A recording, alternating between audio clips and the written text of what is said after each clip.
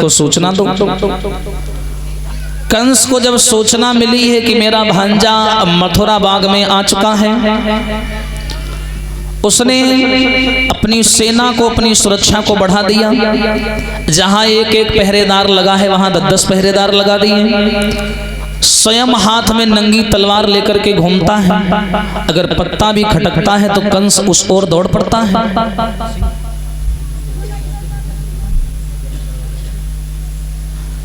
हाथ में नंगी तलवार लेकर के स्वयं पहरेदारी स्वयं की करता है। इधर कन्हैया ने दूर से देखा है मथुरा नगरिया देखने में बड़ी सुंदर है। नंद बाबा से आज्ञा मांगी, बाबा एक बात कहूं क्या? मेरा मन कर रहा है कि मैं मथुरा घूमाऊं। जवाब दिया है, बेटा सुनो मेरी बात, ये मथुरा है, ये वृंदावन नहीं है जहां बंसी बजा करके गोपियों को रिझा लोगे। यहाँ कंस के चाहने वाले रहते हैं, सारे के सारे यहाँ अंधकवंशी रहते हैं। और अंधकवंशी जितने भी हैं ये वृष्णिवंशियों से बड़ी नफरत करते हैं। इसलिए लाला वहां घूमने मत जाओ, छल का जाल बिछा हुआ है वहां, कोई भी घटना हो सकती है तुम्हारे साथ। जवाब दिया है, बाबा तुम परेशान ना हो, मैं लड़ाई लड़ने थोड़ी ना आया हूं। मैं तो अभी जाऊंगा और बलराम भैया को लेके जाऊंगा और अभी लौट आऊंगा घूम के। बोले अगर ऐसी बात है तो बेटा चले जाओ। तो आज कन्हैया बलराम ग्वाल वालों को साथ लेकर के मथुरा नगरिया में घुसे। और जैसे ही कन्हैया ने मथुरा में पैर रखा, प्रमाण ये मिला कि श्याम सुंदर उन गलियों को बड़े ध्यान से देख रहे हैं, विचार कर रहे हैं कभी मैं भी इन गलियों से निकला था। हाँ, एक कुआं पर मथुरा में कुछ लड़कियां पानी भर रही हैं। जैसे उन्होंने श्याम को और बलराम को देखा, आपस में बात करने लगी, बहना ये दोनों हैं कौन? तो बड़ी वाली लड़की उत्तर देती है, सुनो ये कौन है दोनों, हम बता रहे हैं कौन है। अरे बहना ये वही रबीर बर हैं और यशोदानंद के दुलारे हैं।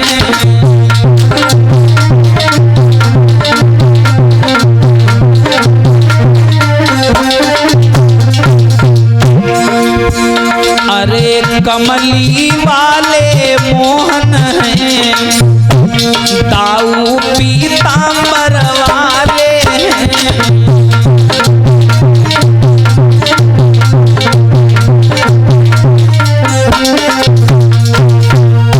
जवाब दिया, बहन ये जो कमली डाले हुए जा रहे हैं ये भगवान कन्हैया हैं, और ये जो पीतांबर डाले हुए जा रहे हैं ये हैं इनके बड़े भैया बलराम।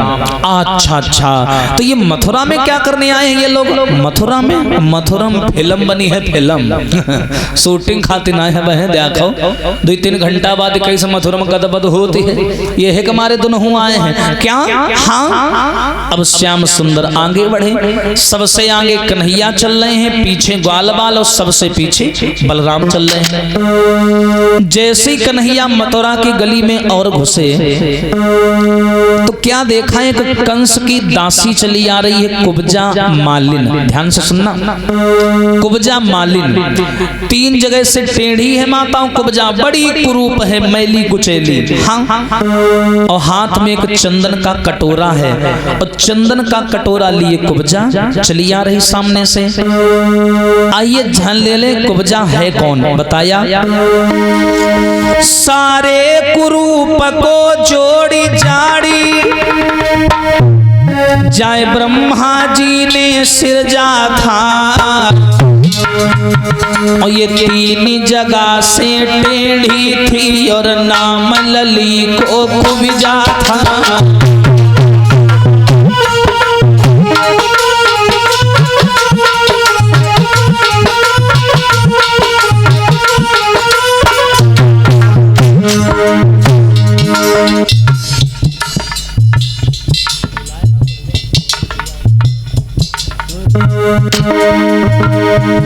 सारे कुरूप को जोड़ी जाड़ी ब्रह्मा जी ने सृजा। ये तीन जगह सो टेढ़ी थी और नाम लली को कुब्जा था।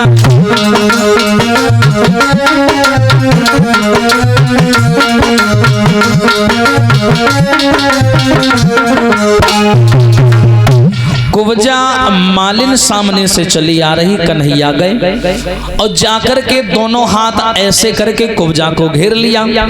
कुब्जा बेचारी शर्म के मारे बड़ा पानी पानी हो गई। कुब्जा बोली क्या कर रहे हो? भगवान बोले ए सुंदरी कहाँ जा रही हो?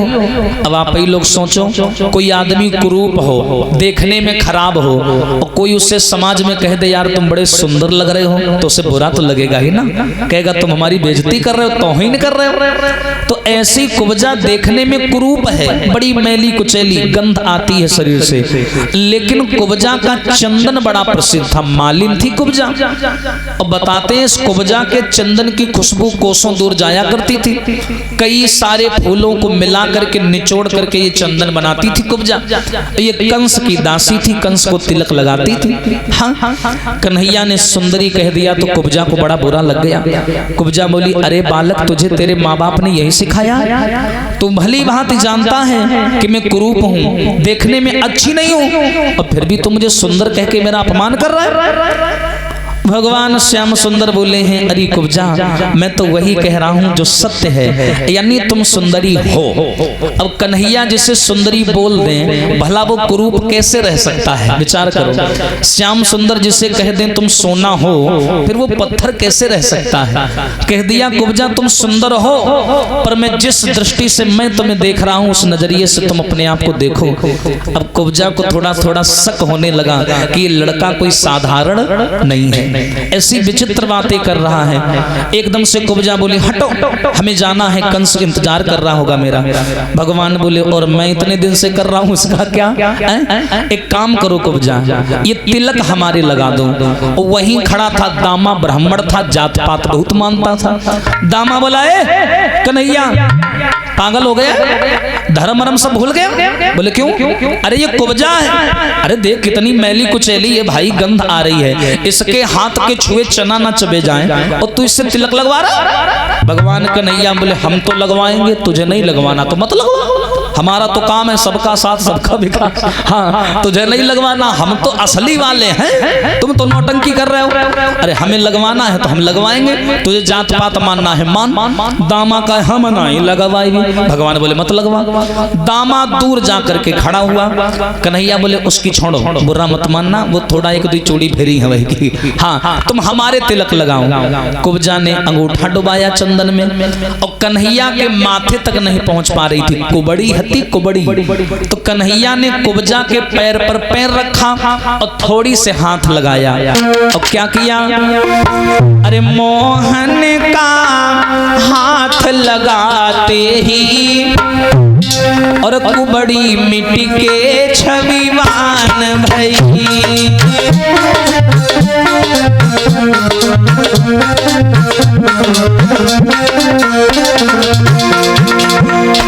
मोहन का हाथ लगाते ही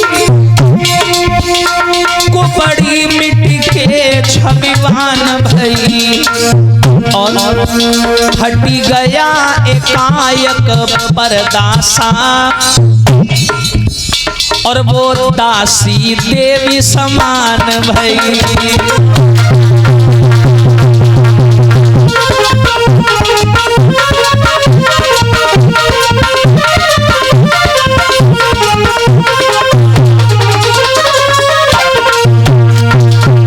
भगवान कन्हैया ने क्या किया?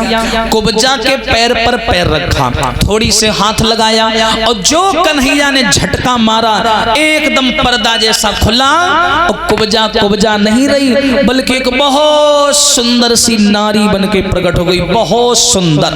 और जैसी सुंदर बन के प्रकट हुई एकदम से दामा ने देखा, लंगड़ाते लंगड़ाते आवा, कहा कन्हैया हमारे लगवा देते लग हाँ, भगवान बोले क्यों रे, अभी तो तू कह रहा था कि इसके हाथ के छुए चना नहीं चबे जाएंगे, और जब वो सुंदर हो गई तो तिलक लगवाने आया है। दामा का हाँ यार तब नीक ही नहीं रहा है, अब बहुत सुंदर लग रही है। हाँ, भगवान बोले ये तो गलत बात है, तो सकल सूरत देख करके सम्मान देता है। दामा बोला चलो ठीक है, ज्ञान ना दो, अलग हटाओ, हमका बात करन दो। अब दामा का देखो स्वभाव ऐसा है, हाथ से हसौड़ा, ये थोड़ा हसमुख आदमी था। इसने कुब्जा का हाथ पकड़ा, कोने में ले गया, बोला एक कुब्जा अब तो तुम सुंदर हो गई, अब तो जलवा है तुम्हारा, अब लोग कोई पूछत नहीं रहा है। हाँ, देख लो घमंड, देखो कैसे मुंह घुमा रही हो। हाँ, एक बात बताओ कुब्जा, अब तो तुम सुंदर हो गई हो। बोली हाँ, तो एक बात बताऊं, ये जो कन्हैया है ना हमार चेला है, हमार यही का कुछ नहीं आप तेरा सिर रहा है, यही का हमें सिखावा है। यह बात गहराई में समझे हो, काम कोई दूसरे के नहीं मौज ये मारी है जिंदगी पर, ध्यान रखो। हाँ, काम इन्होंने किया है, लेकिन भैया वो क्या बोलते हैं, क्रेज है ना, श्रेय इन्होंने लिया, काम किसी और ने किया, लेकिन सम्मान और श्रेय इन्होंने प्राप्त किया। दामा कह लगे का कुछ नहीं आवत रहे का, सिखावा हम है, ये जानते कुछ नहीं रहा है, हमारे चेला है। अब है देखो डांट दी, अब हाथ जारे लगी, एक कन्हैया चलो चलो चलो। भगवान बोले जाने वह देवी खड़बड़ा दी हो। हाँ, दामा कहे वो मित्र है ना, मित्रता में ये सब चलता है। अच्छा एक बात बताओ कुब्जा, बोले पूछो शादी हो गई तुम्हारी? कुब्जा कहा अंधेरे हो का, देखा नहीं सामने हमारे पति खड़े, कहाँ हम तो मनाई, तुम अपन टांग संभाल रहे टूट टांग ले घूम रहे हो, हम नहीं है, फिर कौन है? कन्हैया। उन्होंने हमें सुंदर बनाया, मुझे तो कोई पूछ भी नहीं रहा था है? उन्होंने हमें सुंदर बनाया, इस मेरे जीवन को नरक से स्वर्ग बनाया, अब मैं तो उन्हीं को अपना शरीर अर्पण करूंगी ना, और तुम हमारे कौन लगते हो, तुमने क्या किया मेरे लिए? दामाद बोला हमने क्या किया, ये गलत चीज को सुंदर बनाने की कला मैंने कन्हैया को सिखाई है। कुब्जा कह लगे जब तुम अच्छी चीज कहीं नीक कही लेती हो तो कड़े हो पन टांग नीक कही ले, तो हम जानी तुम का और का दुनिया भरे ज्ञान दे रहे हो। अरे मैं क्या थी, कुछ भी नहीं थी, मुझे सोना बना दिया श्याम ने, और ये बिल्कुल सत्य बात है भैया। मुझे कौन जानता था, हाँ भैया, तेरी बंदगी से पहले मुझे कौन जानता था।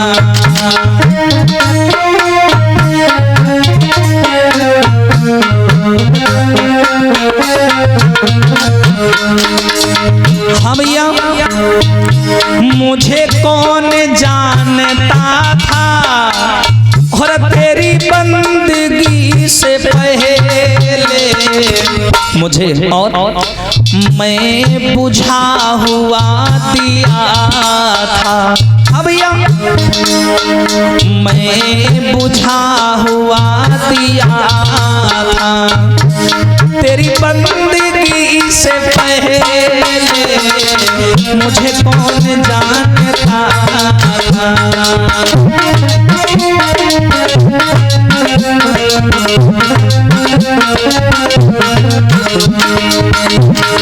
ये भैया मुझे कौन जानता था, नालायक था लायक बना दिया, स्वरों का सरगम भरकर समाज में गायक बना दिया।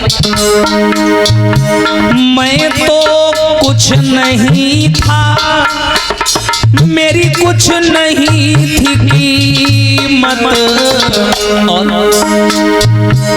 तूने भर दिए हैं मोती, मेरी बढ़ गई है इज्जत।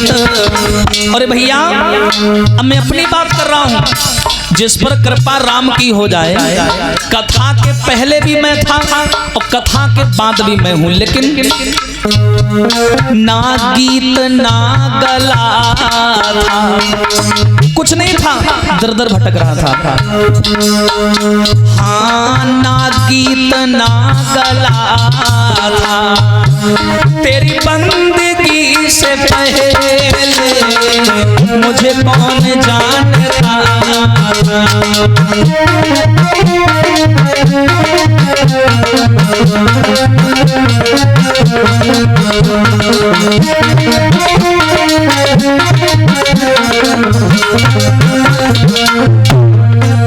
और मैं दर दर भटक रहा था तेरी बंदगी से पहले, मैं दर दर भटक रहा।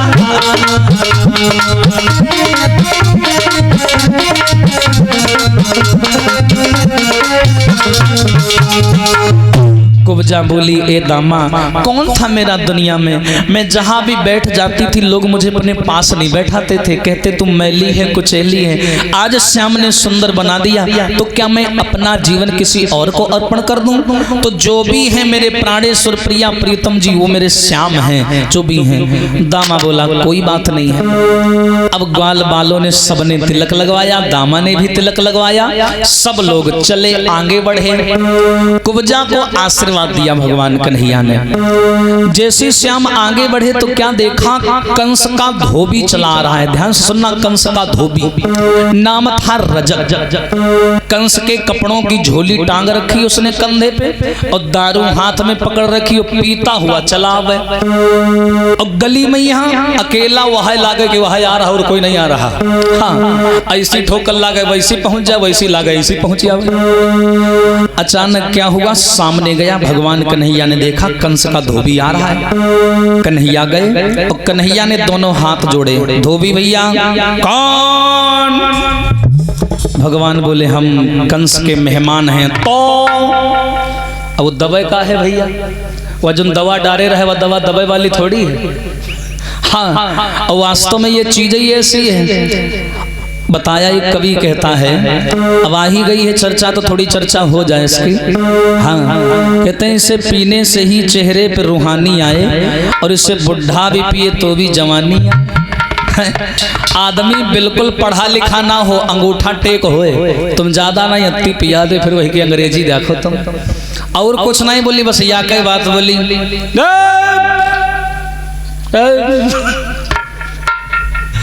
यू अब का खुद ही नहीं पता होती का है, चिल्लाई बहुत ज्यादा। हाँ, ये दवा कोई दबने वाली नहीं है। अभी तक आप लोगों ने इसके नुकसान सुने होंगे, ठीक है, शराब पीने के। अब आओ हम आज आपको फायदा बताते हैं इसके क्या है। आदमी बड़े ध्यान से सुन रहे हैं। फायदा देख ले, कहा था ये क्या फायदा होते हैं। आओ, नंबर 1 शराब पीने के 4 फायदा। अब ध्यान से सुनत जाओ कि शराब पीने के फायदा होते क्या क्या है। देखो, नंबर 1, किसी आदमी से तुम्हारी लड़ाई होए, कोई तो लड़ाई झगड़ा हो, कर्री दुश्मनी होए, तुम एक काम करो, खूब दारू पी लो। अब दारू पे वही के दुआरे जाओ, खूब गरियाए आओ जाए, कुछ नहीं कही तुम कहा। अगल बगल वाले और वही करो कि अरे भैया यार शांत हो जाओ, दरूहा आदमी है। अब गरिया रहा, सुबह दद्दू दद्दू कह के पाए पकड़ी तुम्हारा, जब उतरी जाई अब माफ कही दे, का है वो शराबी आदमी है। और अगर फरे समूडम गारी दे हो तुम्हारा हाथ पाए तोड़ दिन जाई है। तो दारू पे गरियाओ, यहाँ एक फायदा है ना। और दूसरा कौन सा फायदा है, जो भी लोग ज्यादा दारू पीते हैं, कभी कभी वालों की बात नहीं कर रहे हैं, जो ज्यादा पीते हैं, हाँ, जो ज्यादा शराब पीते हैं, इनके घर में कबहू चोरी नहीं होती है। कबहू पूछो का है, सब कुछ बेच के यहाँ तो दारू पे जाती है, चोर बेचारे का ढक्कन भी नहीं आवे। हाँ, कि खाली बोतलें उठा हुए और का। अब दूसरा एक और फायदा है, जो लोग ज्यादा शराब पीते हैं इनका कभी बुढ़ापा नहीं आवत है। पूछो काहे, जवानी हिम टपक जाती, जवानी हिम मर जाती, बुढ़ापा देखा है कि नहीं मिलती। चौथा सबसे बढ़िया फायदा, जो लोग ज्यादा शराब पीते हैं, ध्यान से सुनना, ज्यादा शराब पी के नरिया में इसी परे रहते, चिप्स पैकेट उठा उठा फेंका करते हैं उनकी बात कर रहे हैं। चौथा फायदा ये है, जो ज्यादा शराब पीते हैं इनको इनकी पत्नी भले ना प्रेम करे, इनको इनके लड़का बच्चा भले ना चाहे, लेकिन दारू वाले इनके यहाँ कुत्ता बहुत चाहते हैं। है सही बात। हाँ, कुत्ता बहुत चाहते हैं। कहूँ नरियम बेचारे परे हो या टांग ऊपर लंगड़ पर धरे, तो कुत्ता अगर आगा बड़े प्यार ते मुंह चाटती है। कुतौना जान जाती है ये हमारे खानदान क्या रही हो, पहचान जाते हमारे भाई बंधुआ है। और का अब ऐसा नहीं भैया मुँह केवल चाटते है, कभों कभों धोई देती है। वही के तेरे सुविधा है भैया। हाँ वही का लाइट की जरूरत नहीं है न जनरेटर के। हाँ तो क्षमा करें ये एक हास्य व्यंग है, ये फायदा नहीं ये भी नुकसान नहीं है। हाँ अब शराब तो वैसे बेकार चीज है। कहते हैं एक प्रमाण ध्यान आ गया, एक आदमी था बेचारा बहुत शराब पीता था। एक बार की बात है शराब पी करके और घर आया आधी रात के 12 बजे और जैसे ही घर आया तो एक दुल्हन जो ना है खाए पे को सो गई बेचारी। कबल्लो थरिया पकड़ के बैठी रहा है अब मैं खाए पे को अपन सो गई और थरिया लगा के धर देने से आई हो खा लिया हुआ है। अब यही आए शराब के नशे में यहाँ दुआरे ठाड़ में 12 बजे रात आवाज लगा मैं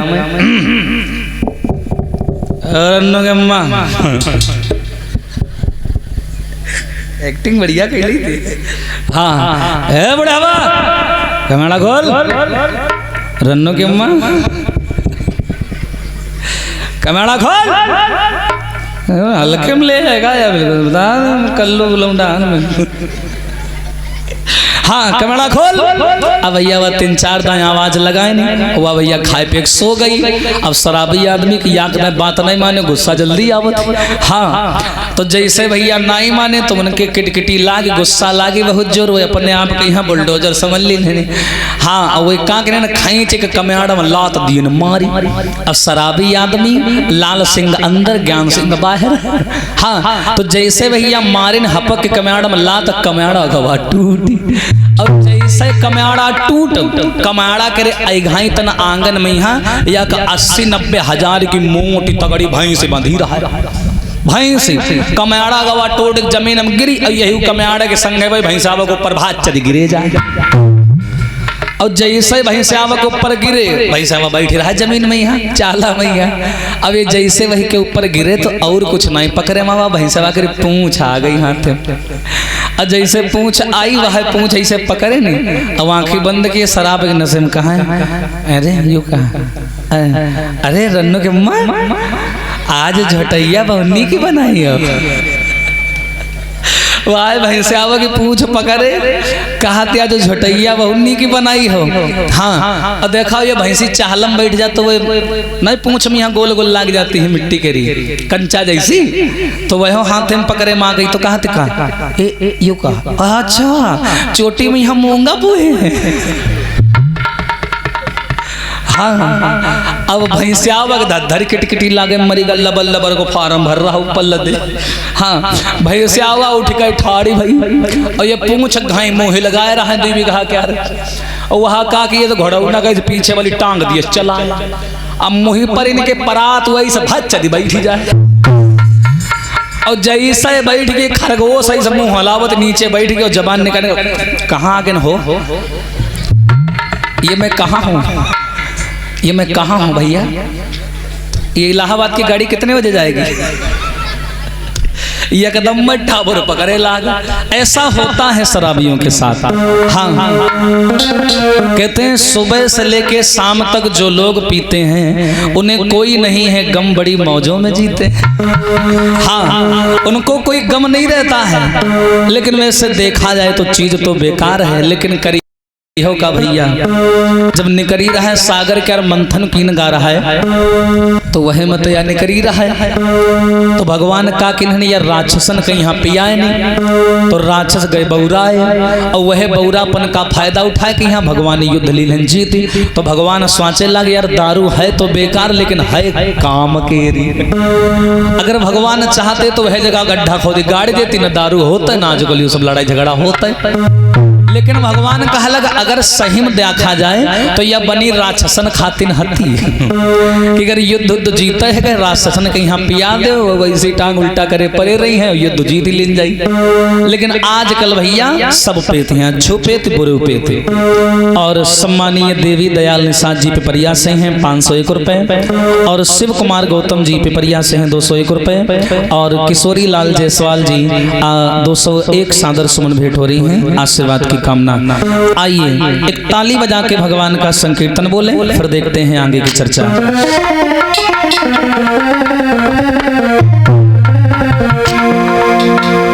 बोलेंगे सभी लोग मिलके अरे तूने हीरा अरे तूने हीरा लौटाए दियो छपरे में, तूने हीरा लौटाए दियो छपरे में।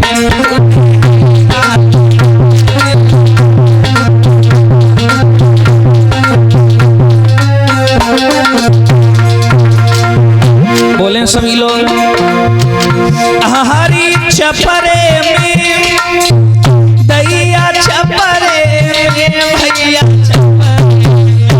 तूने हीरा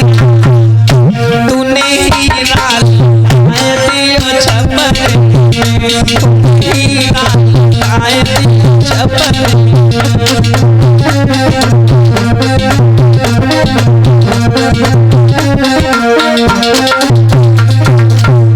और अरे बालापन हंसी खेली गवायो बाला,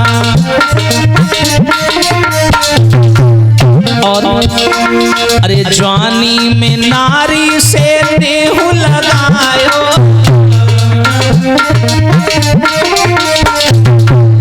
और तो भूख लगी कैसी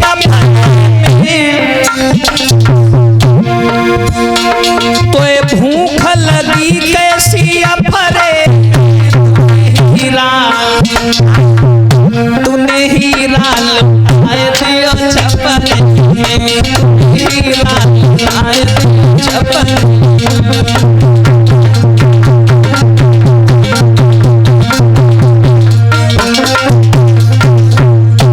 और जवानी को नए लाभ उठायो और अरे धर्म की नाव बैठी नहीं पायो, धर्म की नाव और तेरी गई है जवानी कचरे में, तेरी गई है जवानी कचरे हीरा, तूने हीरा लौटाए दियो छपरे में, तूने हीरा लौटाए दियो छपरे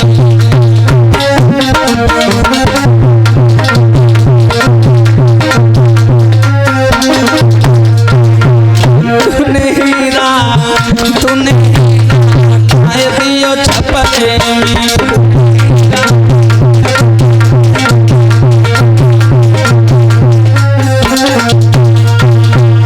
बोलिए सच्चिदानंद भगवान की। श्री सुखदेव जी महाराज बोले, हे राजन परीक्षित, आओ एक छोटा सा उदाहरण साथ साथ और देते चले आप लोगों को। क्या जिस समय भगवान श्याम सुंदर ग्वाल बालों के साथ आगे बढ़े तो दामा ने जब धोबी को देखा तो दामा पूछने लगा, श्याम सुंदर ये मथुरा नगरिया है, यहाँ आप आकर के कोई संत ज्ञानी जानी और सनातनी व्यक्ति ढूंढोगे तो थोड़ी ना मिलेगा, ये तो मथुरा है, यहाँ सब उल्टे सीधे लोग मिलेंगे। तो श्याम सुंदर बोले, तुम्हें पहचान है? दामा बोला, तुम सामने देख लो धोबी कैसे बात कर रहा है, इससे पता चलता है इसको कैसे संस्कार दिए गए। आइए जानते हैं कि राक्षसों में और देवताओं में पहचान कैसे की जाती थी। ध्यान से सुनिए, बड़ी सुंदर चर्चा है। एक बार की बात है, छोटी सी एग्जाम्पल है कि बेचारे राक्षस जो प्रजातियां हैं ये ब्रह्मा जी के पास गई और बनाई हुई सब ब्रह्मा जी की हैं। ब्रह्मा जी के पास राक्षस लोग गए, बोले महाराज एक बात बताओ, सारी दुनिया के लोग देवताओं को बुद्धिमान कहते हैं और हम लोगों को मूर्ख समझते हैं, क्या हम राक्षस लोगों के पास दिमाग नहीं होता है क्या? सब लोग देवताओं की बड़ाई क्यों करते हैं? ब्रह्मा जी बोले, देवता बड़ाई के योग्य हैं तब उनकी बड़ाई होती है। राक्षस बोले, क्यों? वो जो काम करते हैं क्या वो काम हम नहीं कर सकते? क्या वो जहां पर बैठ सकते हैं, जिन सवालों का उत्तर दे सकते हैं, क्या हम नहीं दे सकते? फिर हम लोगों को उत्तम क्यों नहीं माना जाता, देवताओं को ही उत्तम क्यों माना जाता है? ब्रह्मा जी बोले, देखना चाहोगे? हाँ देखना चाहेंगे। ब्रह्मा बोले ठीक है, कोई बात नहीं है, अभी फैसला हो जाएगा। ध्यान से सुनना, ब्रह्मा जी ने क्या किया, अपने यहाँ पर भोजन बनवाया, कम से कम 100 देवताओं का और 100 राक्षसों के लिए। भोजन एक ही प्रकार का था। और भोजन क्या बनवाया, दाल और चावल। ध्यान से सुनना, दाल और चावल का भोजन बनवाया। अब ब्रह्मा जी ने कहा एक काम करो, पहले राक्षस लोग भोजन करेंगे, अभी फैसला हो जाएगा कौन समझदार है और कौन मूर्ख है। ध्यान से सुनना, ब्रह्मा जी ने राक्षसों को बुलाया, कहा कि पहले तुम भोजन करो, लेकिन भोजन करने की एक शर्त है। क्या शर्त है? देखा होगा आप लोगों ने, बड़े जो चौड़े चौड़े वो नहीं होते हैं जो स्लेब में लगाए जाते हैं, लकड़ी के होते हैं जो चौड़े चौड़े, वो ब्रह्मा जी ने मंगाए और सबके लोग राक्षसों के दोनों हाथ में डंडा बांध दिए, डंडा यहां तक लंबे लंबे डंडा बांध दिए और कहा कि अब सब जने भोजन करो। अब तुम्हारे हाथ में डंडा बांध दिन जाए तो क्या तुम भोजन कर पाई हो? नहीं कर पाई हो। तो वे राक्षस बैठ गए, सबके हाथ में डंडा बांध दिन गए और भोजन करने लगे। लेकिन करे कैसे? अब ऐसे हाथ ना ऐसे मुड़ सके, ना ऐसे हो सके, ना ऐसे, बिल्कुल सीधे रहा है। अब बेचारे ऐसे उठावे, कहूँ नाके पर गिरे, कहूँ खोपड़ी पर गिरे, कहूँ मुँह पर गिरे, उल्टा सीधा खाए। अरे खाए न कम, फैलाए न ज्यादा, सगरे भूत बने घूमे। हाँ, अब राक्षस खाए के यहाँ हटे। अब नंबर आवा देवतन का। ब्रह्मा जी बोले तुम सब खा चुके? बोले हाँ खा चुके। राक्षस समझ नहीं पाए ब्रह्मा जी की चाल ही माँ का है। ब्रह्मा जी बोले अब वही फैसला हो जाए कौन समझदार है और कौन मूर्ख है। अब राक्षस भोजन करके हटे, बारी आई देवताओं की। देवता लोग बैठे, उनके भी जैसी देवता बैठे, राक्षस बोले ब्रह्मा जी ये तो गलत बात है। बोले क्या? बोले तुम हमारे हाथ में डंडा बांधे हो और ये तो ऐसा बैठ गए। ब्रह्मा जी बोले परेशान ना हो, डंडा इनके क्यों बांधे जाई हैं, रुक जाओ। अब देवताओं के भी हाथ में डंडा बांध दिए गए ऐसे। अब सबके हाथ सीधे। अब भैया सीधे हाथ ना ऐसे हो सके, ना ऐसे, ना ऐसे, ना कुछ भी नहीं। बोले चलो भोजन करो। लेकिन देवता देवता थे, देवताओं ने एक युक्ति निकाली। 100 देवता थे। देवता बोले एक काम करो, एक उपाय है कि 100 में से 50 ऐसी बैठ जाओ और 50 ऐसी बैठ जाओ। हम तुमका खवाई और तुम हमका खवाओ, ठीक है? ना भोजन जमीन में यहाँ गिरी और ना कपड़ में दाग लागी, ना भोजन बर्बादी हुई। समझ गए? 100 देवता हो, 50 इधर बैठ जाओ, 50 इधर बैठ जाओ, हाथ सबके सीधे हैं। तो हम ऐसे कौरा लेके तुम्हारे महिमा घुसोर दे, तुम ऐसे लेके हमारे महिमा घुसोर दे। हाँ, तो ना तुम्हारा नुकसान हो ना हमारा नुकसान हो, पेट भर के खाना खाई। अब देवताओं ने पेट भर के खाना खाया, एक भी टुकड़ा जमीन में नहीं गिरा। ब्रह्मा जी बोले वो देख लीन हो, एहे कि मारे इनका सब अच्छा समझती हैं और तुमका अच्छा नहीं समझती हैं। राक्षस कहा लग रहन दे महाराज, हम जौने नरियम परेहन परे रहन दे। हाँ, और सत्य बात है भैया। अब सुअर है, अब सुअर को आप लोग कितना बढ़िया सोफा पर बिठाए दो, कभी का नींद आई?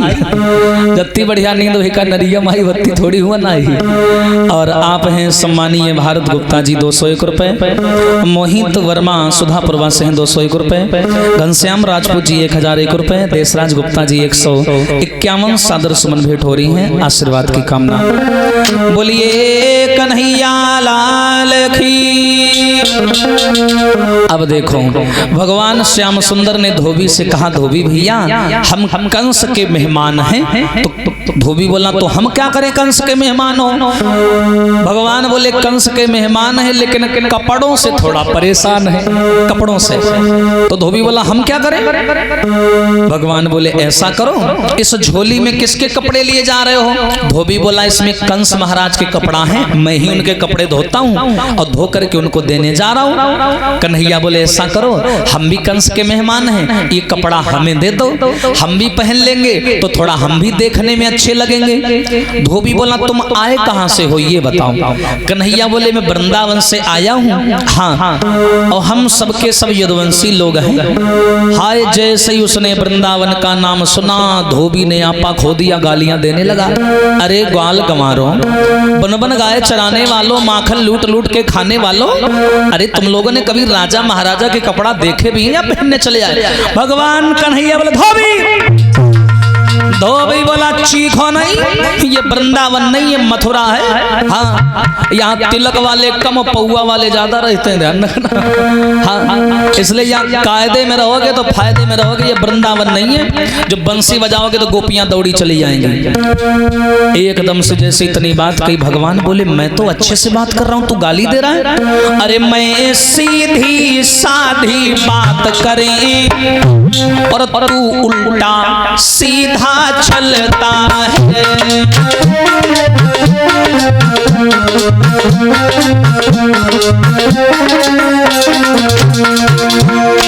वाजी गजब हो गया। हम सीधी साधी बात करें, तू उल्टा सीधा चलता है। और मेरे इन मीठे वचनों पर नालायक जहर उगलता है।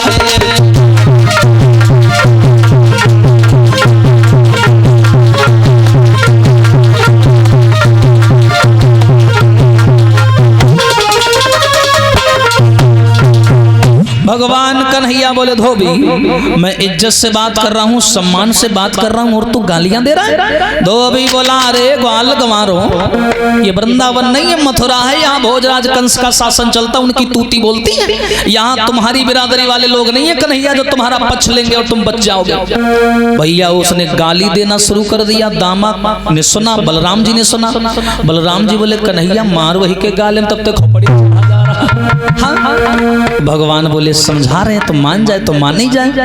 भगवान बोले धोबी भैया, धोबी भैया, धोबी भैया, एक बार बोल दिया ना कि तुम्हें वस्त्र नहीं दूंगा, फिर क्यों पीछे पड़े? भगवान जान गए कि तुम ऐसे नहीं मानोगे। तो आगे बढ़कर श्याम ने बाके दियो तमाचा खींच और धोबी गिरो झट भूमि पर गयो अमरपुर। आगे बढ़कर भगवान ने गाल में तार से तमाचा मारा। धोबी वहीं जमीन पर गिरा और उसके प्राण पखेरु निकल गए। और जैसे ही धोबी मरा, दामा ने उठाई लाठी और मरे हुए में मारने लगा। मरे दामा में हमारे लाग। ध्यान से सुनो, जो मरा परा और दामा मारी का बाद 2-3 लाठी कहाँ थे, कहा देखो का नहीं या के लाठी में फैला दिन देखो। भगवान कहा हाँ हाँ मरी लाश में लाठी मार रहे हो। हाँ, कह अरे नहीं तुम तमाचा मारा रहो का नहीं आ? हम का चेक क्यों नहीं कि सांसें चलती रहे, वो तो हम जब मारा तब मारा है। हाँ, अब दामा ने क्या किया, झोली उठाई और झोली उठाने के बाद में जितने उसमें वस्त्र हैं उसी वहां रोड पर निकाल के फैला दिए। अब जिसको जो वस्त्र पसंद आया वो ग्वाला वो वस्त्र लेकर भागने लगा। अब बेचारे कभी राजा महाराजाओं के वस्त्र पहने हो तो जाने, अब बेचारे जो न पैजामा रहे वो हाथन में यहाँ घुसा है, कुर्ता टांगन में घुसा है, रोमाल कमर में बांधे, ऐसा लागे जैसे कौन सर्कस दिखावे जा रहे हैं। चले सब आगे एक दर्जी मिला, उसने श्याम सुंदर के वस्त्रों को ठीक किया। भगवान ने उसे भी आशीर्वाद दिया। और आगे बढ़े, एक माली मिला जो त्रेता युग में राम को बगीचे में मिला था, वही माली दापुर में कृष्ण को मिला। उसने कृष्ण के माला डाली, सबके माला डाली। भगवान ने उसे भी आशीर्वाद दिया। और आगे बढ़े, अब दामा कहने लगा कन्हैया तुम्हारे साथ रहने का जलवाई अलग है। बोले क्यों? बोले देखो नए नए कपड़ा आगे राजन वाले, तिलक लागा कोबजा लगा हुआ रहा से, और तो और माली मालो डार दिन से। अब तो दो सही लागत के मथुरा का विधायक हम हैं। हाँ, बोले इस लाग रहा। अब ये बेचारे और आगे बढ़े, जैसे ही आगे बढ़े तो वहां पहुंच गए जहां कंस का 7 ताड़ लंबा धनुष रखा हुआ था। धनुष, कन्हैया धनुष के सामने गए। उस धनुष के कमरे के आगे एक हाथी खड़ा हुआ था। इस हाथी को कंस को दहेज में मिला था। ये हाथी मगध देश के राजा जरासंध ने यह हाथी दिया था। हाँ भैया, और इस हाथी में 10,000 हाथियों का बल था। कन्हैया ने हाथी का जो पहरेदार था उससे दोनों हाथ जोड़े, कहा भैया इस हाथी को हटा लो, हमें अंदर जाना है। बीलवान बोला तुम लोग हो कौन, कहां से आए हो? भगवान कन्हैया बोले मैं वृंदावन से आया हूं, मेरा नाम कृष्ण है, नंद बाबा का पुत्र हूं, ग्वालवंशी हूं। अब अब जैसे ही उसने सुना, उसने श्याम को गाली देना शुरू कर दिया और बोला, अगर इतने बड़े बलवान हो तो इस हाथी में 10,000 हाथियों की ताकत है, इसे हटा दो और अंदर चले जाओ। बलराम कहने लगे, कन्हैया ये मथुरा वालों को हो क्या गया है? हम सब लोग सम्मान से बात कर रहे हैं, ये अपने आप को भगवान समझ रहे हैं, कोई इज्जत से बात नहीं कर रहा है। भगवान कन्हैया बोले, कुछ नहीं, ये सब मौत के मुंह में जाना चाहते हैं। हाँ, आज कंस का शासन है तो तुम लोग ऊंचे स्वर में बात कर रहे हो, लेकिन याद रखना हम लोगों ने कभी आधीनता को स्वीकार नहीं किया तो तुम्हें क्या स्वीकार करेंगे? खा। भगवान कन्हैया बोले, रही हाथी की बात, चल भेज। अब मैंने लंगोटा कस लिया है और श्याम सुंदर ने वस्त्रों को उतार करके फेंक दिया। लंगोटा कसा, अब बोले अब ये लंगोटा और वस्त्र तभी पहनूंगा जब कंस को मृत्यु के गाल में पहुंचा दूंगा। बलराम जी ने भी लंगोटा कसा और ग्वाल बालों को कपड़े दे दिए, ग्वाल बाल अलग खड़े, भगवान और कन्हैया और बलराम अखाड़े में कूद गए। बोले चल भेज, देखता हूं तेरे हाथी में कितनी ताकत है। अब बीलवान ने हाथी को शराब पिलाई और खूंटा से रस्सी को काट दिया और श्याम सुंदर की तरफ हुस्का दिया और जैसे ही हुस्काया हाथी चिंगार करके कन्हैया को मारने दौड़ा। क्या किया भगवान ने बताया, सूंड को पकड़ा कन्हैया ने और पूंछ को पकड़ा बलराम ने। आरी सूंड ही पकड़ी के हाथी जब दई मारो,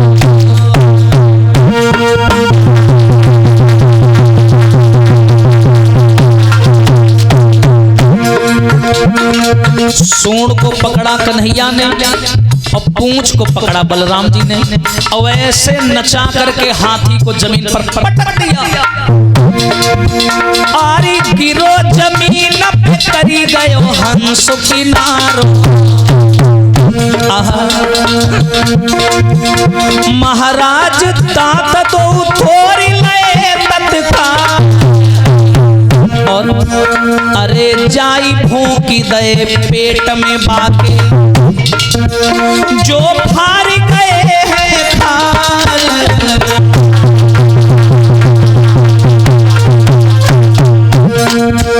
कन्हैया ने क्या किया, जैसे ही नचा करके हाथी को जमीन पर पटका, हाथी को मूर्छा आई, हाथी बेहोश हो गया।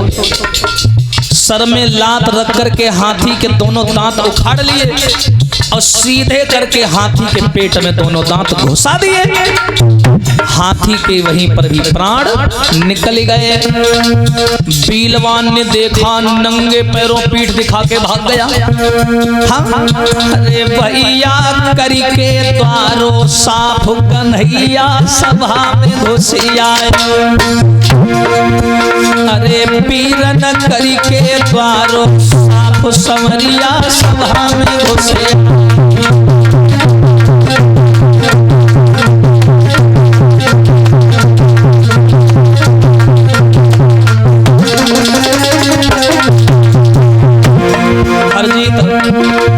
हरी सभा में घुसी,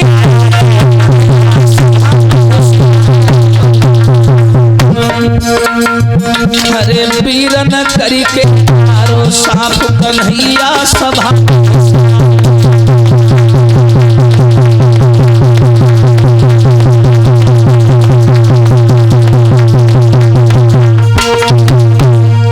कन्हैया ने हाथी को वहीं पर मार दिया और जैसे ही हाथी मरा तो हाथी का जो पहरेदार था वो पीठ दिखा के भाग गया। अब कन्हैया कमरे के अंदर घुस गए जहां कंस का 7 ताड़ लंबा धनुष रखा हुआ था। कई सारे ब्राह्मण धनुष की पूजा कर रहे थे। कन्हैया को देखा ब्राह्मणों ने, पहचान नहीं पाए। बोले ए बालक, यहाँ क्या कर रहा है? चल बाहर निकल, ये कोई खेलने कूदने वाली जगह थोड़ी ना।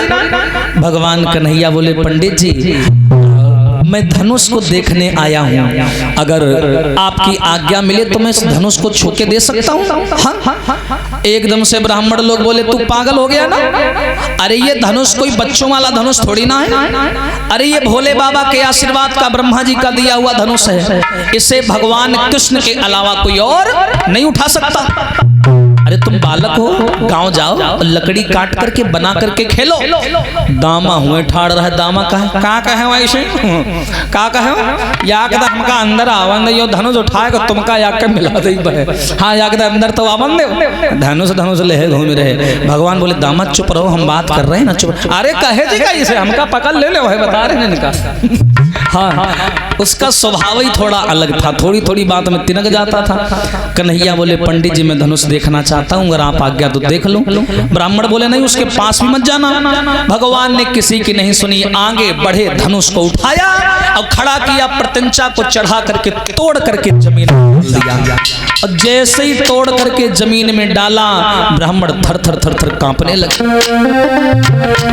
और जैसे ही कांपने लगे, भगवान श्याम सुंदर ने अपना असली स्वरूप दिखाया, नारायण के रूप में प्रकट हो गए। शंख चक्र गदा सब कुछ उनके हाथ में। जैसे ये रूप देखा, एकदम से ब्राह्मण जान गए कि कंस का समय नजदीक आ चुका। श्याम सुंदर ने धनुष को तोड़ा, एक नौकर दौड़ के कंस के पास गया, बोला महाराज सब कुछ खत्म हो गया। बोले क्या? बोले तुम्हारा धोबी भी मारा गया, कुब्जा भी कन्हैया के पक्ष में हो गई, सारे माली दर्जी सब कन्हैया के पक्ष में हो गए, तुम्हारा हाथी भी मारा गया, और तो और जिस धनुष में तुम्हारे प्राण बसे हैं वो धनुष भी तोड़ दिया। अब महाराज सब कुछ तो निपट गया, अब तुम्हें बचे हो ओ ही रहा है कमरा बाई कमरा। तो महाराज का करी हो, कुछ खाई हो पे हो मंगा दे, खा पी ले हो, 10-15 मिनट है बच जाए वाले हो। कंस बोला रे इतना आसान थोड़ी हमें मारना, आने दो सुगाले को। हाँ अब देखिए, और सम्मानीय राम शरण राजपूत जी पिपरिया से 1001 पुष्पमुद्राएं, शिव प्रसाद राजपूत जी 1011 पुष्पमुद्राएं, सीताराम गुप्ता जी 211 पुष्पमुद्राएं, व्याचन गुप्ता जी 151 पुष्पमुद्राएं, रमेश गौतम जी 501 पुष्पमुद्राएं, अंकित गुप्ता जी 200 पुष्पमुद्राएं भेंट हो रही हैं। आशीर्वाद की कामना। बोलिए सच्चिदानंद भगवान की। आइए एक ताली बजा के भगवान